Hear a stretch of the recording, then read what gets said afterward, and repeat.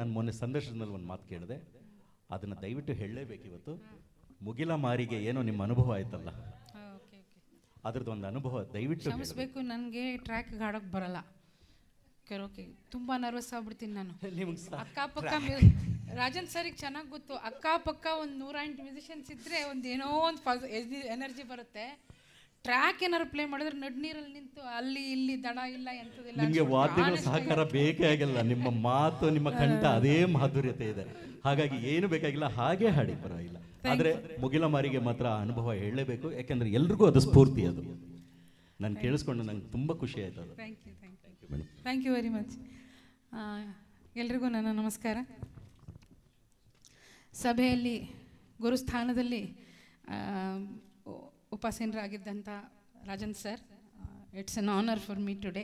ಇಂಥವ್ರ ಪಕ್ಕದಲ್ಲಿ ಕೂತ್ಕೊಂಡು ಸ್ಟೇಜ್ ಹಂಚ್ಕೊಳ್ಳೋದೇ ಅದೇ ದೊಡ್ಡ ಸಾಧನೆ ಆ್ಯಕ್ಚುಲಿ. ಸೊ ನಾನು ತುಂಬ ಚಿಕ್ಕವಳು, ಅನುಭವದಲ್ಲಿ, ವಯಸ್ಸಿನಲ್ಲಿ, ಸಂಗೀತದ ಎಲ್ಲದರಲ್ಲೂ ನಾನು ಐ ಆಲ್ವೇಸ್. ಆಮೇಲೆ ಚಿಕ್ಕವಳು ಅಂತ ಸರಿನೇ, ಸಾಧನೆ ಇನ್ನೂ ತುಂಬ ಇದೆ. ಯಾಕೆಂದರೆ ಈಗ ಹೇಳ್ತಾರಲ್ಲ 40 ಆದಮೇಲೆ ಏನು ದಿಕ್ಕು ದಶೆ ಒಂದು ಟ್ರ್ಯಾಕಿಗೆ ಬರುತ್ತಂತೆ. ಯಾವುದೇ ಜ್ಞಾನದಲ್ಲಿ ಓಹೋ ಇದು ಹೀಗಿದೆ ಅಂತ ಸ್ವಲ್ಪ ಪಕ್ವ ಆಗಬೇಕು, ವಯಸ್ಸು ಆಗಬೇಕು ಅದಕ್ಕೆ.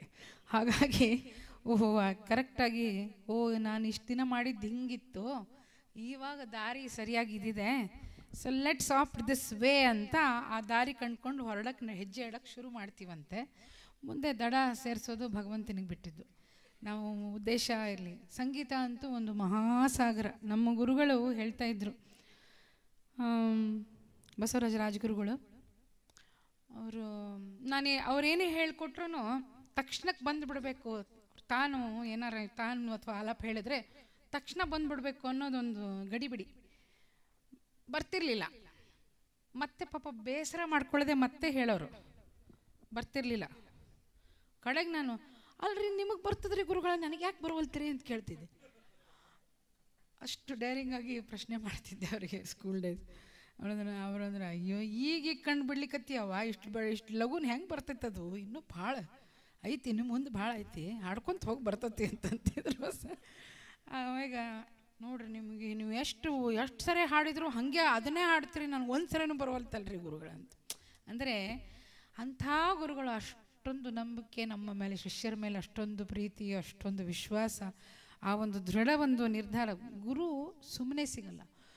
ಸಿಕ್ಕ ಗುರು ಏನಿದಾರಲ್ಲ ಅವ್ರು ಏನು ಅಂತ ನಮ್ಗೆ ಅವ್ರು ಇದ್ದಾಗ ಗೊತ್ತಾಗಲ್ಲ. ಆ ವ್ಯಾಕ್ಯೂಮು ಗುರು ಹೋದ್ಮೇಲೆ ಗೊತ್ತಾಗುತ್ತೆ ನಮಗೆ. ಹಾಗಾಗಿ ಇವತ್ತು ಸಂಗೀತ ಕಟ್ಟಿ ಏನೇ ನಿಮ್ಮ ಮುಂದೆ ನಿಂತಿದ್ದಾಳೆ, ಅಥವಾ ರಾಜನ್ ಸರ್ ಕಂಪೋಸಿಷನ್ಸು 2 ಭಾಳ ಪುರಂದರ ದಾಸರ ಕೀರ್ತನೆಗಳು, ಅವರ ಭಗವದ್ಗೀತೆ ಇದಕ್ಕೆ ಇತ್ತೀಚೆಗೆ ಕಳೆದ ವರ್ಷ ಹಾಡಿದೆ. ಅದ್ಭುತವಾದ ಕಂಪೋಸಿಷನ್ಸ್ ನೋಡಿ.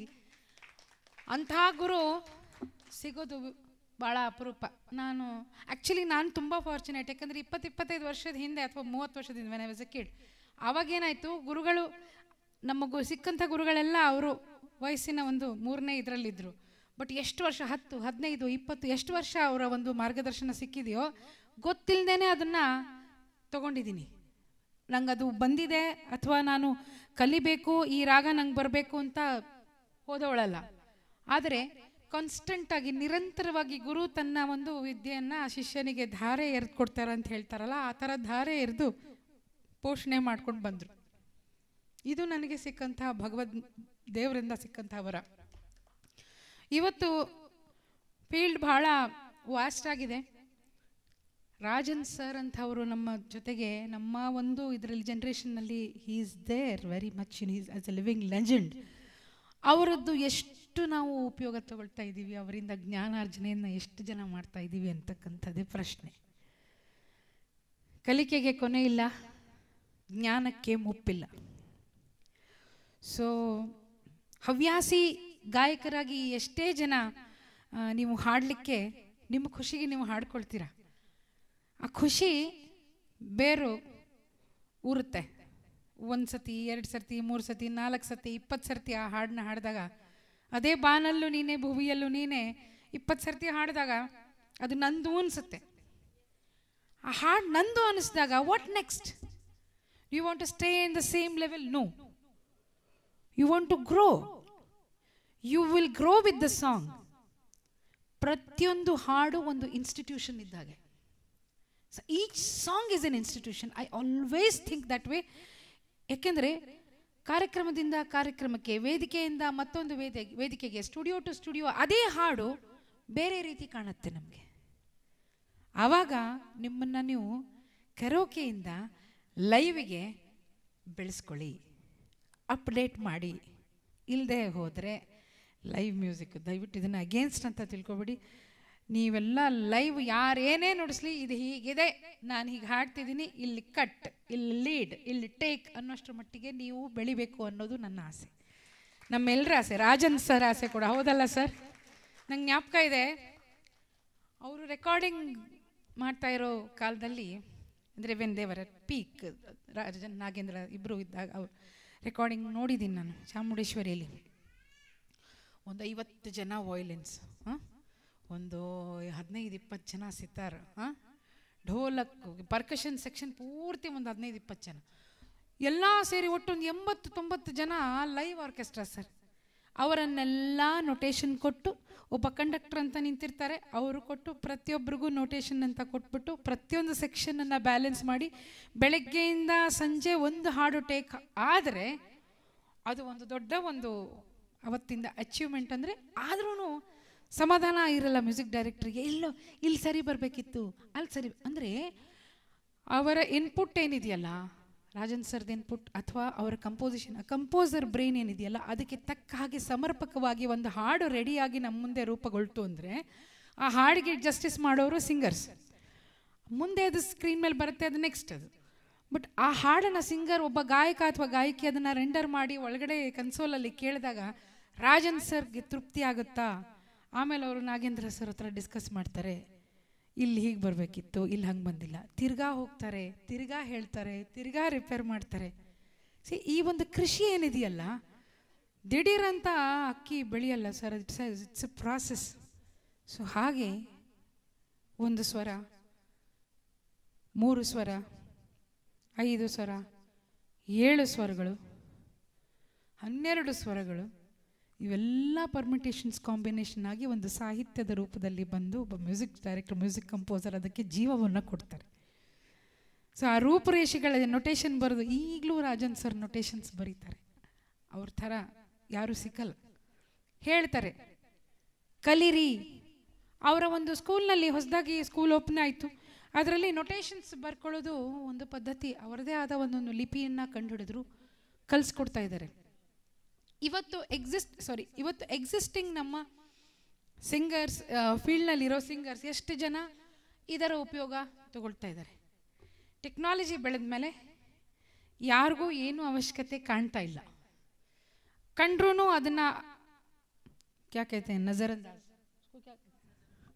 ಇಗ್ನೋರ್, ಅದನ್ನು ಇಗ್ನೋರ್ ಮಾಡ್ತಾ ಇದ್ದಾರೆ. ಹಾಗೆ ಮಾಡಬೇಡಿ. ಗುರುಸ್ಥಾನ ನಿಮ್ಮನ್ನು ಸಂಗೀತದ ಒಂದು ಸಾಕ್ಷಾತ್ಕಾರಕ್ಕೆ ಕರ್ಕೊಂಡೋಗುವಂಥ ಸ್ಥಾನ.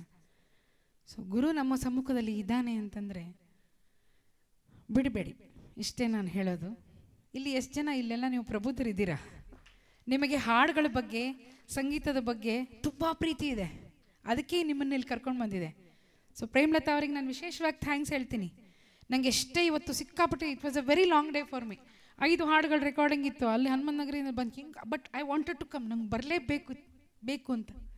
ಯಾಕೆಂದರೆ ನಿಮ್ಮ ಪ್ರೀತಿ, ನಿಮ್ಮ ವಿಶ್ವಾಸ, ಮೇನ್ಲಿ ಹಾಡುಗಳ ಬಗ್ಗೆ ನಿಮಗೆಲ್ಲ ಇರ್ತಕ್ಕಂಥ ಒಲವು. And of course S, Rajan sir ಈ ನೆಪದಲ್ಲಿ ಅವ್ರು ಭೇಟಿಯಾಗುತ್ತೆ.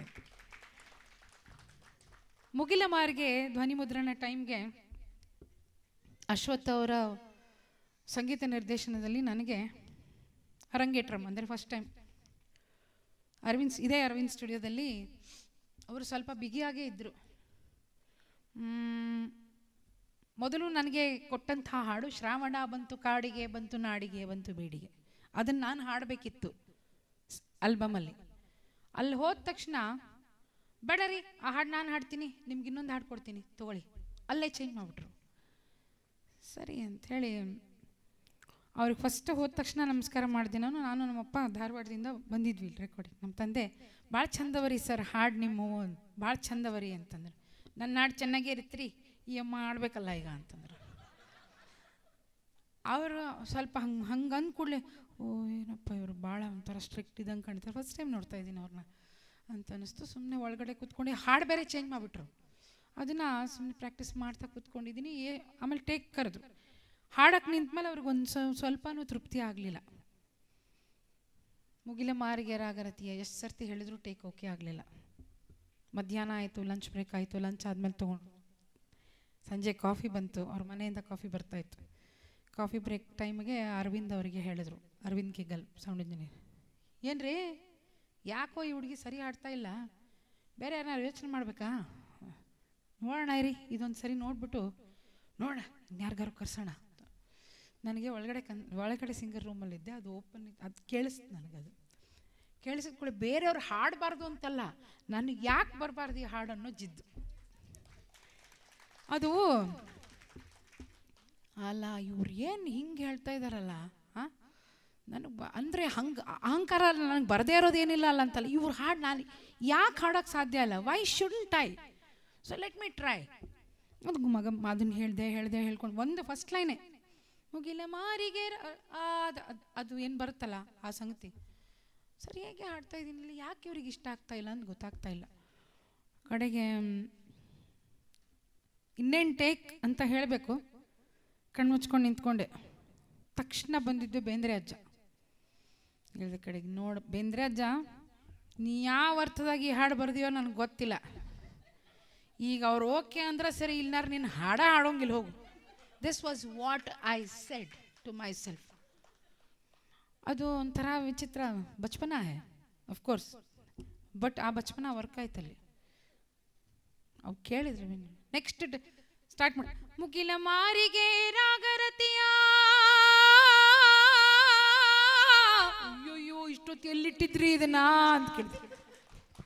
ಏನ್ರಿ ಎಷ್ಟು ಚೆನ್ನಾಗಿ ಹಾಡ್ತೀರಾ, ಎಲ್ಲಿ ಓಕೆ ಆಯ್ತು. ನಂಜ ಏರಿತ್ತ ಆಗ ಸಂಜೆ ಆಗಿತ್ತ, ಆಗ ಸಂಜೆ ಆಗಿತ್ತ, ನೆಲದ ಅಂಚಿಗೆ ಮಂಜಿನ ಮುಸುಕು ಹೆಂಗೋ ಬಿದ್ದಿತ್ತ, ಗಾಳಿಗೆ ಮೇಲಕ್ಕೆದ್ದಿತ್ತ, ಗಾಳಿಗೆ ಮೇಲಕ್ಕೆದ್ದಿತ್ತ. Then it is history. Recording ಟೈಮಿಗೆ ಹೀಗಿರಲಿಲ್ಲ ಸರ್ ಮೇಡಮ್, ರೆಕಾರ್ಡಿಂಗ್ನಲ್ಲಿ ಹಿಂಗೆ ಹಾಡಿರಲಿಲ್ಲ ನಾನು. ಬಟ್ ಇದನ್ನು ಪ್ರತಿಯೊಂದು ವೇದಿಕೆ, ಪ್ರತಿಯೊಂದು ಕಾರ್ಯಕ್ರಮ, ಸಮ್ಮೇಳನ, ಯಾವುದೇ ಜಾಗಕ್ಕೆ ಹೋದ್ರೂ ಹಾಡಿ ಹಾಡಿ ಹಾಡಿ ಹಾಡಿ ಹಾಡಿ ಈ ಹಾಡಿನ ಜೊತೆಗೆ ನಾನು ಬೆಳೆದೆ. So that's how a song is an institution. So ಈ ಕರೋಕೆ ಸಿಂಗಿಂಗ್ ಅಂತ ನೀವೇನು ಇಲ್ಲಿ ಸೇರ್ತಾ ಇದ್ದೀರಾ, you have to grow with the songs. ಇಷ್ಟೇ ನಾನು ಹೇಳೋಕ್ಕೆ ಪ್ರಯತ್ನ ಮಾಡ್ತೀನಿ. ಕೆರೋಕೆಗೆ ನಾನು ಅಗೇನ್ಸ್ಟ್ ಖಂಡಿತ ಅಲ್ಲ, ಬಟ್ ನನಗೆ ಹಾಡೋಕ್ಕೆ ಬರಲ್ಲ ಟ್ರ್ಯಾಕಿಗೆ, ಆ ವಿಚಾರ ಬೇರೆ. ಏಕೆಂದರೆ ಮುಗಿಲ ಮಾರಿಗೆ ರಾಗರತಿಯ ಅಂತ 2 ಬಾರ್ ಬಿಟ್ಟು 4 ಬಾರ್ ನಿಂತು ಬಿಟ್ಟರೆ ಹೋಯ್ತು. ಸೊ ನಾವು ಕಣ್ಣು ಮುಚ್ಕೊಂಡು ಹಾಡುವಾಗ ಅಂತ ಹೋಗ್ತಾಯಿದ್ರೆ ಅಲ್ಲಿ ಹೋಗ್ತಾ ಇರುತ್ತೆ ಟ್ರ್ಯಾಕು. ಸೊ ಮೈ ಮರಿಯೋರಿಗೆ ಸ್ವಲ್ಪ ಕಾನ್ಷಿಯಸ್ ಆಗಿಬಿಟ್ರೆ ಭಾಳ ಕಷ್ಟ ಆಗುತ್ತೆ. ಅದೊಂದೇ ರೀಸನ್, ಮತ್ತೊಂದೇನಿಲ್ಲ.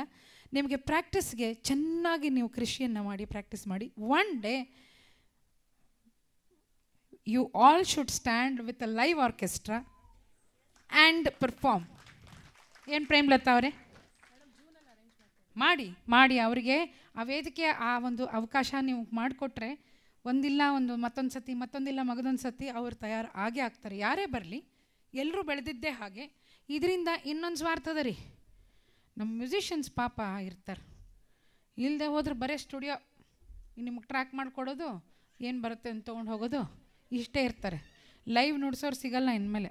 ನಂಗೆ ಜ್ಞಾಪಕ ಇದೆ, 5 ವರ್ಷದ ಹಿಂದೆ ನಾವು ಟ್ರಿಬ್ಯೂಟ್ ಟು ಮುಖೇಶ್ ಚೌಡಯ್ಯನಲ್ಲಿ ಮಾಡಿದ್ವಿ. ಎಲ್ಲ ಹುಡುಕಿ ಮುಖೇಶ್ ಅವ್ರ ಜೊತೆಗೆ ನುಡಿಸಿದವ್ರನ್ನ ಲೈವ್ ಇದ್ರವ್ರು, ಇಲ್ಲಿರೋರು ಲೈವ್ ಮ್ಯೂಸಿಷಿಯನ್ಸು, ಲೈವ್ ಕೋರಸಿಂಗ್ ಎಲ್ಲ ಲೈವ್ ಕರೆಸಿ 100 Years of Indian Cinema ಅಂತ ಒಂದು ವಿಶೇಷವಾದ ಕಾರ್ಯಕ್ರಮ ಮಾಡಿದ್ವಿ, tribute to Mukesh. All Mukesh songs I sang. Lady female singer ಇದು ಯಾವತ್ತೂ ಆಗಿಲ್ಲ. ಮುಖೇಶ್ ಅವ್ರ ಜೊತೆಗೆ ಸುರೇಶ್ ಯಾದವ್ ಅಂತ ಸ್ಯಾಕ್ಸೋಫೋನ್ ಆರ್ಟಿಸ್ಟ್, ಫ್ಲೂಟ್ ಆರ್ಟಿಸ್ಟ್, ಅವ್ರನ್ನ ಕರೆದು ಆನರ್ ಮಾಡಿದ್ವಿ. ಅವ್ರು ಹೇಳಿದ್ರು, ಇಷ್ಟು ವರ್ಷ ಬಾಂಬೆ, ಅವರಿಗೆ 70 ವರ್ಷ, ಅವ್ರಿಗೆ ಇಷ್ಟು ವರ್ಷ ಬಾಂಬೆನಲ್ಲಿ ನಾನು ಇಷ್ಟು ಕಾರ್ಯಕ್ರಮಗಳು, ಇಷ್ಟು ಸಿಂಗರ್ಸ್ ಜೊತೆ ನೋಡಿಸಿದ್ದೀನಿ, ಯಾರೂ ಮುಖೇಶ್ ಅವ್ರ ಬಗ್ಗೆ ಈ ಥರ ಯೋಚನೆ ಮಾಡಿಲ್ಲ. There has been never such a programme which has happened ಅಂತ. Rajan sir was one of the guest of honours. ಅವ್ರಿಗೆ ಎಷ್ಟು ಖುಷಿ ಆಯಿತು ಅಂದರೆ ಹೇಳಿದರು, ಸಂಗೀತ ಕಟ್ಟಿ ಅವರು ಅಷ್ಟು ಚೆನ್ನಾಗಿ ಒಂದು ಅಟ್ಮಾಸ್ಫಿಯರ್ ಕ್ರಿಯೇಟ್ ಮಾಡಿದರು. ಮುಖ್ಯವಾಗಿ ಲೈವ್ ಇತ್ತು ಅಂತ. ಆ ಲೈವ್ ಇತ್ತು ಅಂತ ಸರ್ ಹೇಳುವಾಗ ಅವರಿಗೆ ಒಂಥರ ಗದ್ಗತಿ ಕಂಠ, ಒಂಥರ ಹಿ ವಾಸ್ ಇಮೋಷ್ನಲ್. ನಮಗೆ ನಮ್ಮ ದಿನಗಳು ಜ್ಞಾಪಕ ಬಂದು ಒಂದು ನನಗಿನ್ನೂ I get goose bumps when I remember what he said. So ಇಂಥವರೆಲ್ಲ ಮಾಡಿ, ಇಂಥವರೆಲ್ಲ ಒಂದು ಕಂಪೋಸ್ ಮಾಡಿ ನಮಗೆ 50 ವರ್ಷ, 60 ವರ್ಷ, 40 ವರ್ಷ, 100 ವರ್ಷಗಳಾದರೂ ಇವರ ಹಾಡುಗಳು ಯಾವತ್ತೂ ದೇ ವಿಲ್ ನೆವರ್ ಪೆರಿಶ್. ಆಮೇಲೆ they will never go down. ಅದಕ್ಕೆ ಕಾರಣ ಒಂದೊಂದು ಹಾಡಿಗೆ ಮಾಡಿದಂತಹ ಕೃಷಿ, ಹಾಕಿದಂತಹ ಟೈಮು. ನನ್ನ ಜ್ಞಾಪಕ ಇದೆ, ಲತಾಜಿಯವರು ಒಂದು ಮರಾಠಿ ಚಾನಲ್ನಲ್ಲಿ, ಲತಾ ಮಂಗೇಶ್ಕರ್ ಅವರು ಒಂದು ಇಂಟರ್ವ್ಯೂನಲ್ಲಿ ಹೇಳಿದರು, ಅವ್ರದ್ದು ಮಹಲ್ ಅಂತ ಒಂದು ಚಿತ್ರ, ಮಧುಬಾಲಾಸ್ ಫಸ್ಟ್ ಡೆಬ್ಯೂ ಮೂವಿ. ಆ ಚಿತ್ರದಲ್ಲಿ ಇಟ್ಸ್ ಅನ್ ಎಪಿಕ್ ಸಾಂಗ್, ಇವತ್ತು ಹಾಡ್ತಾರೆ. ಯಾವ ಹಾಡು? ಎಕ್ಸಾಕ್ಟ್ಲಿ, ಆಯೇಗಾ ಆನೆವಾಲ. ಈ ಹಾಡಿನ ಧ್ವನಿ ಮುದ್ರಣದ ಸಂದರ್ಭ Khemchand Prakash ji was a music director. ಹೀಗೆ 100 ವಾಯ್ಲಿನ್ನು ಎಲ್ಲ 100 ಜನ ಕೂತ್ಕೊಂಡಿದ್ರು.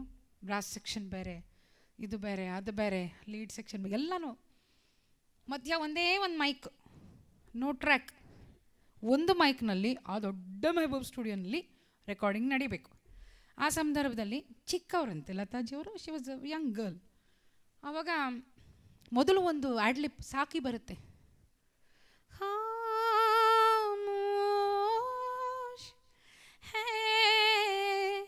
ಜಮಾನಾ, ಇದು ಗೊತ್ತಿಲ್ಲ, ಚುಪ್ ಚಾಪ್ सितारे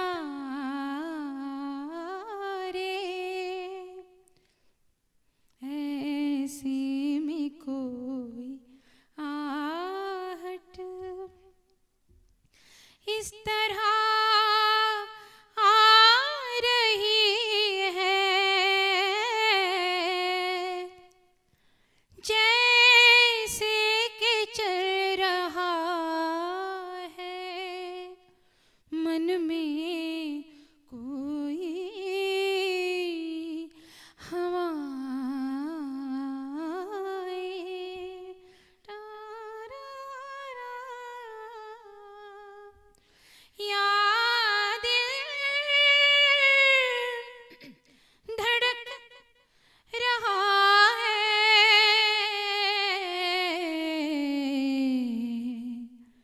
इस आस के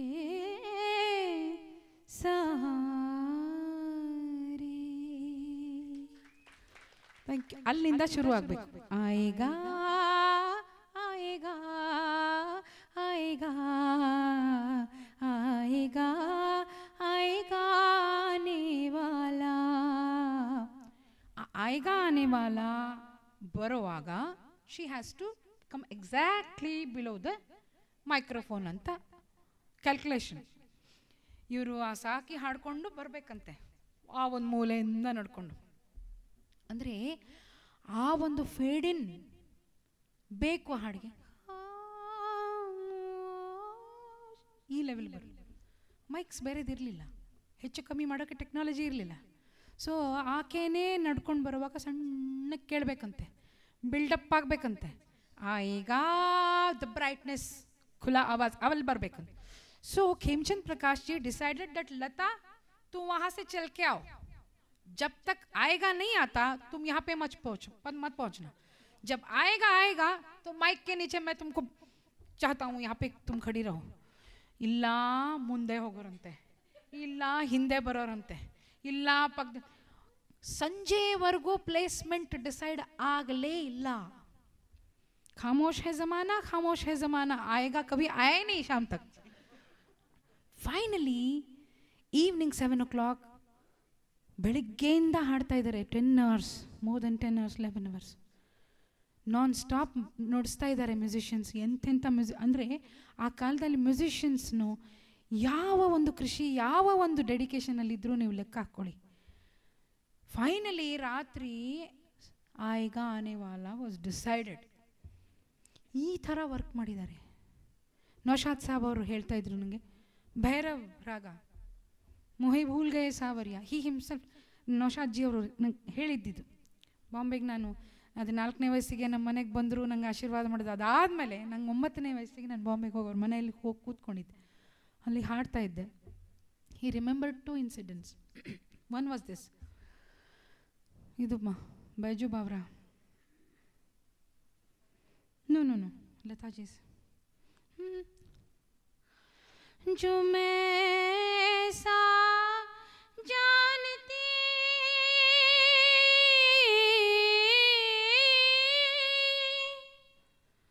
के प्रीत के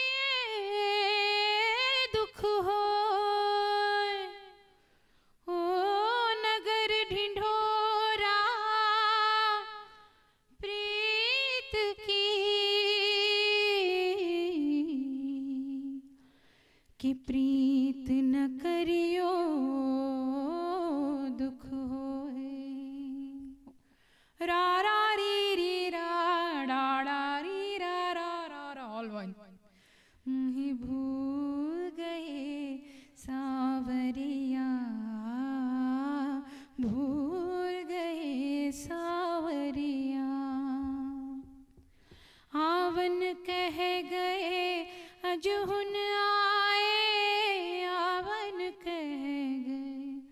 अजहुन आए लीनी न मोरी खबरिया मुझे भूल गए सावरिया भूल गए सावरिया. ಈ ಹಾಡಿನ ರೆಕಾರ್ಡಿಂಗ್ ಟೈಮ್ಗೆ 2 ತಿಂಗಳು ರಿಹರ್ಸಲ್ ಕೊಟ್ಟ ಮೇಲೆ ಸ್ಟುಡಿಯೋನಲ್ಲಿ ಬಂದ್ರಂತೆ. 3 ದಿನ ಸತತವಾಗಿ ಪ್ರಯತ್ನ ಮಾಡಿದ್ರಂತೆ. 3 ದಿನ ರೆಕಾರ್ಡಿಂಗ್ ಆಗಲೇ ಇಲ್ಲ. ಕಡೆಗೆ ನೌಶಾದ್ ಸಾಬ್ ಅಂದ್ರಂತೆ. Lataji was very busy, she had to sing other Raj Kapoor movies ಎಲ್ಲ ಸುಮಾರು ಬರ್ಸಾತ್ ಎಲ್ಲ ಅದೇ ಟೈಮ್ಗಾಗಿತ್ತು.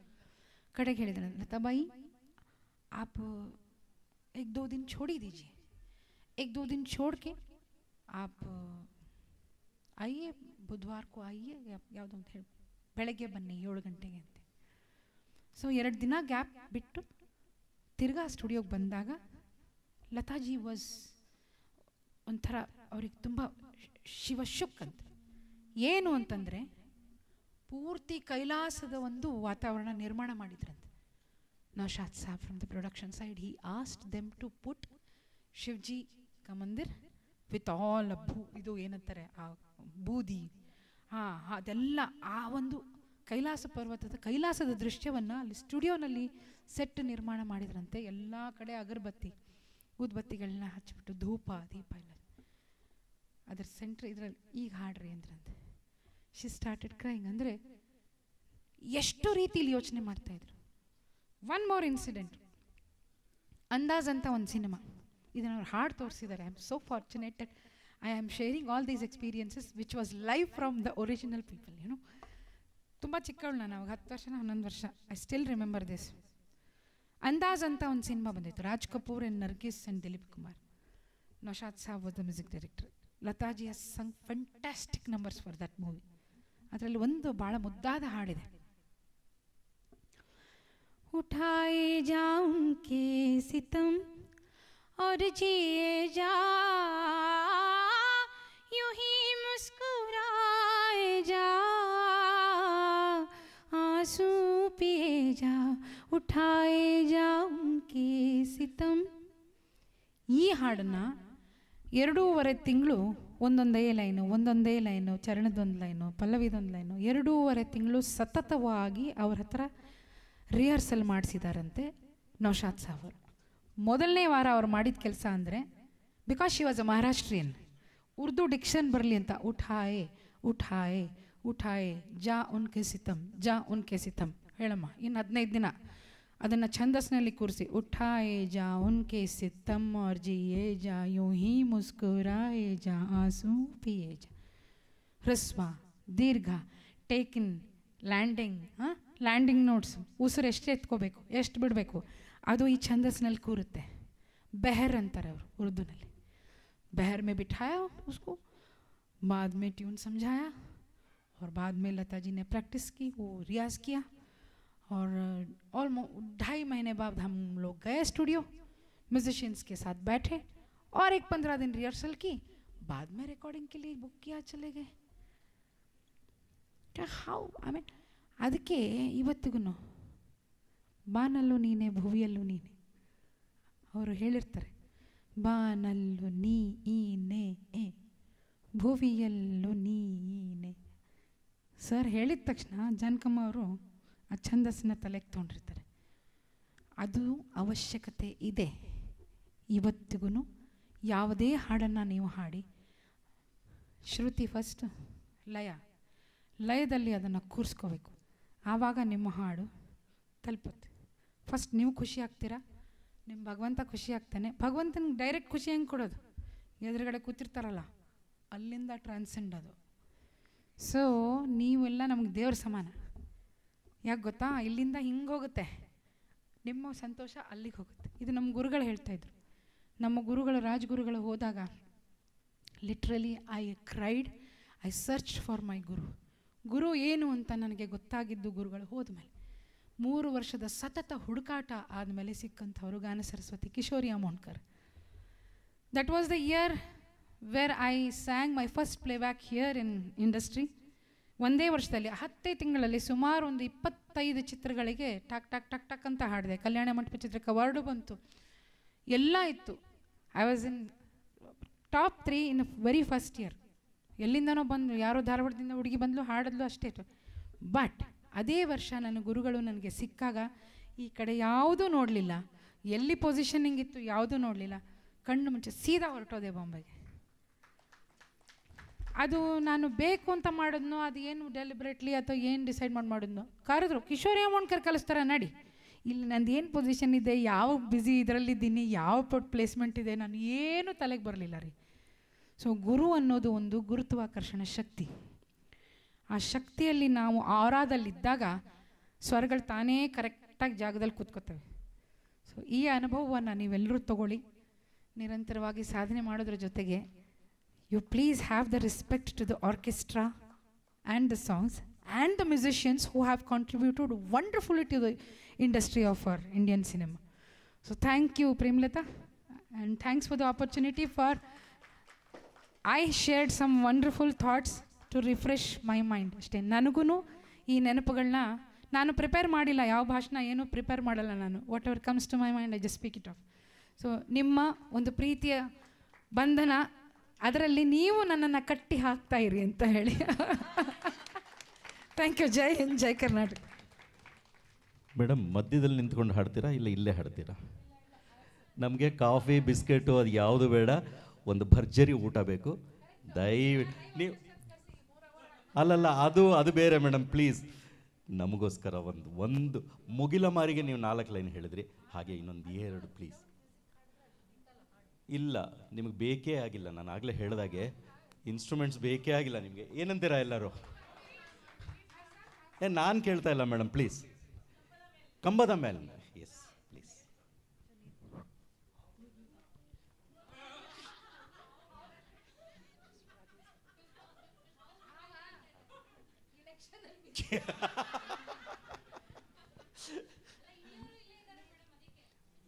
ಇಲ್ಲಿ ಯಾಕೆ ಹೇಳ್ತಾ ಇದ್ದೀನಿ ಅಂದರೆ, ಸ್ನೇಕ್ ಲೋಕಿ ಅಂತ ಅಲ್ಲೊಬ್ರಿದ್ದಾರೆ, 39,477 ಹಾವು ಹಿಡಿದಿದ್ದಾರಂತೆ. ಅವ್ರ ಜೇಬಲ್ಲಿ ಇಟ್ಕೊಂಡು ಬಂದಿದ್ದಾರೆ, ನಮಗೆ ಭಯ ಇವಾಗ.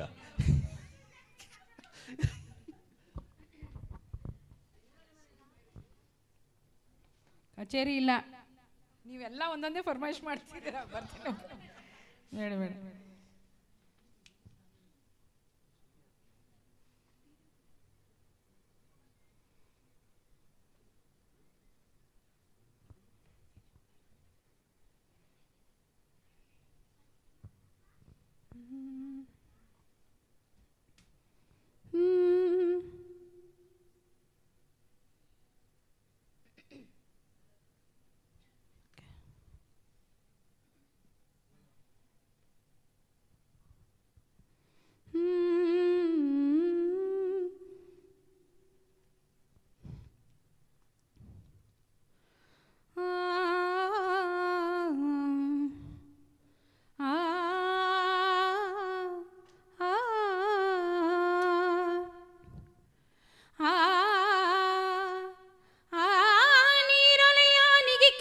ಸತ್ಯವೇ ಈ ಅಭ್ಯಂಜನವಿನ್ನೂ ನಿತ್ಯವೇ, ಒಳ್ಳೆ ಗಮಗುಡುತಿಯಲ್ಲೇ ಸೀಗೆ ನಿನ್ನ ವಾಸನೆ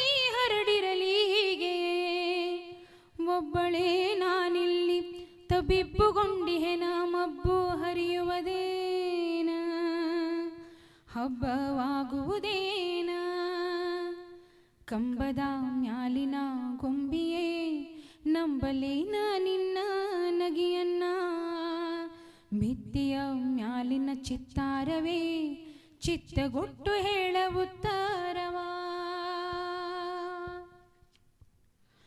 ಒಪ್ಪಿಸುವೆ ಹೂ ಹಣ್ಣು ಭಗವಂತ ನೆಪ್ಪಿಲೆ ಹರಸು ನಗಿ ಇರಲಂತ ಕಪ್ಪುರವ ಬೆಳಗುವೆ ದೇವನೇ ತಪ್ಪದೇ ಬರಲೆನ್ನ ಗುಣವಂತ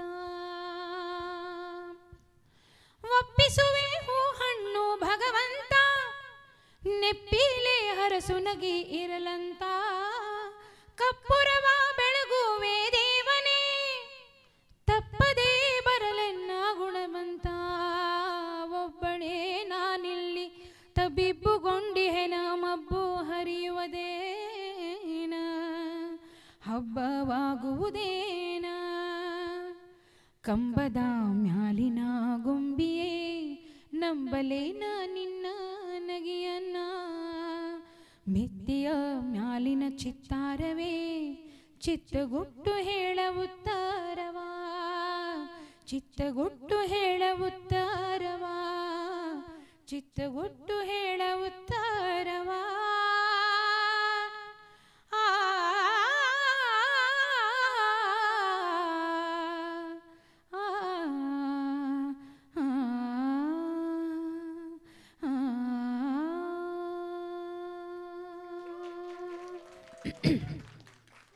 ಥ್ಯಾಂಕ್ ಯು. ನನಗೆ ಸರ್ ಸುಮಾರು ಹಾಡುಗಳಿಷ್ಟ. ಅದರಲ್ಲಿ ಒಂದು ಹಾಡು ಒಂಥರ ಯಾವಾಗಲೂ ಕಾಡುತ್ತೆ. ಅದು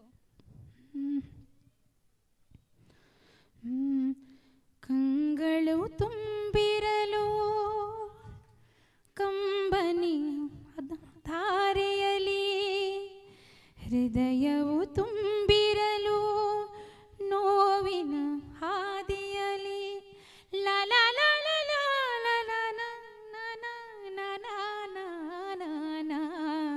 ಕಂಗಳು ತುಂಬಿರಲು ಕಂಬನಿ ಧಾರಿಯಲಿ ಲಾರಾರ ಆ ಒಂದು ಚೇಂಜ್ ಓವರ್ ನೋಡಿ. ಹೃದಯ ಸಾರೆಗ ನಿಧಾ ರೇ ಮಾ ಇವು trained musician, seasoned musician and a cultured musician can think. So he is the greatest of great gurus. ಹೃದಯವು ತುಂಬಿರಲು ನೋವಿನ ಹಾದಿಯಲಿ. Hats off sir. Hats off. Thank you. Thank you so much madam.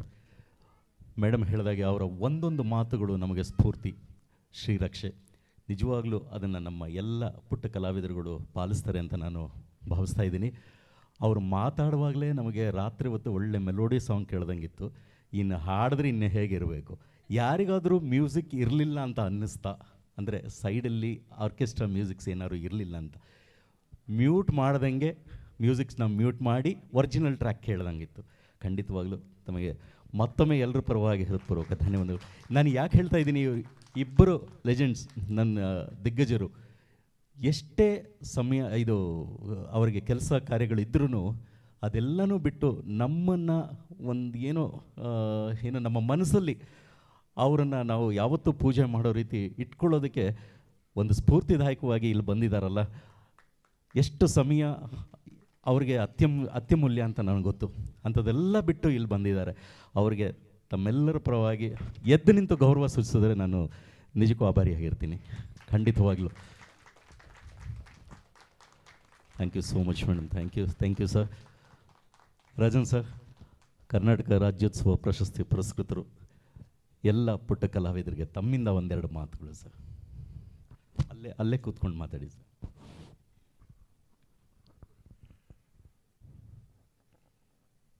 ನನ್ನ ಆತ್ಮೀಯ ಶ್ರೋತೃಗಳಿಗೆ ನನ್ನ ಹೃತ್ಪೂರ್ವಕ ನಮಸ್ಕಾರಗಳು.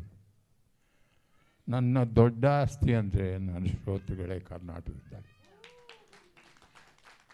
ಈ ಆಸ್ತಿ ಯಾವಾಗೂ ಕಮ್ಮಿ ಆಗಲ್ಲ, ಜಾಸ್ತಿ ಆಗಲ್ಲ.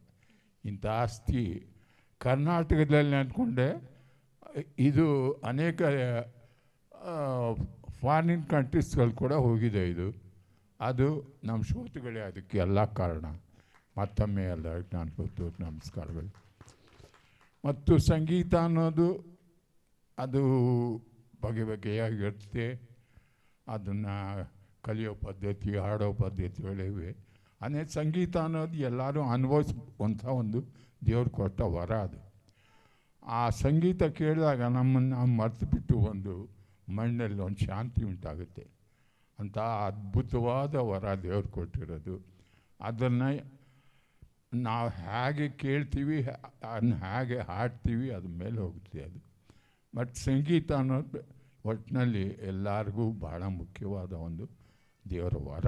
ಇಂಥ ಸಂಗೀತವನ್ನು ನಾವು ಉಪಯೋಗಿಸ್ಕೊಂಡು ನಮ್ಮ ಪ್ರತಿದಿನದ ಅನೇಕ ಕಾರ್ಯಕ್ರಮಗಳಿದ್ದನ್ನು ಅವೆಲ್ಲ ಮರೆಸುವಂಥ ಮತ್ತು ನಾವು ಒಂದು ನೆಮ್ಮದಿಯಿಂದ ಶಾಂತಿಯಿಂದ ಇರುವಂಥ ಈ ಸಂಗೀತವನ್ನು ನಾವು ಹಾಡುವುದು ಒಂದು ಅವಕಾಶ ಮಾಡಿಕೊಂಡು ನಾವು ಇದರಲ್ಲಿ ಭಾಗವಹಿಸ್ತಾರೆ. ಭಾಳ ಸಂತೋಷ. ಮತ್ತೊಮ್ಮೆ ನಿಮ್ಮರಿಗೆ ಎಲ್ಲರಿಗೂ ನಾನು ದೂರ ನಮಸ್ಕಾರ. ಧನ್ಯವಾದಗಳು ಸರ್. ಬಹುಶಃ ನಮ್ಮೆಲ್ಲರ ನೋವು ನಲಿವುಗಳನ್ನ ಈ ಸಂಗೀತದ ಮುಖಾಂತರ ನಾವು ಮರೆಯೋದಕ್ಕೆ ಒಂದು ಅವಕಾಶ ಮಾಡಿಕೊಟ್ಟುಂಟು ಅವರು ಈ ದಿಗ್ಗಜರು. ಅವರಿಗೆ ಮತ್ತೊಮ್ಮೆ ಮಗದೊಮ್ಮೆ ನಮ್ಮ ನಮನಗಳನ್ನ ಸಲ್ಲಿಸ್ತಾ ಇದ್ದೇವೆ. ಆತ್ಮೀಯರೇ, ಸಮಯ ಬಹಳ ಮೀರ್ತಾ ಇದೆ ಅಂತ ಅಂದ್ಕೊಳ್ತೀನಿ. ಇನ್ನೂ ಹಲವಾರು ಗಾಯಕ ಗಾಯಕಿಯರು ಹಾಡಬೇಕು ಅನಿಸುತ್ತೆ. ಅದಕ್ಕೆ ಮುಂಚೆ ನಾನು ಶ್ರೀಯುತ LR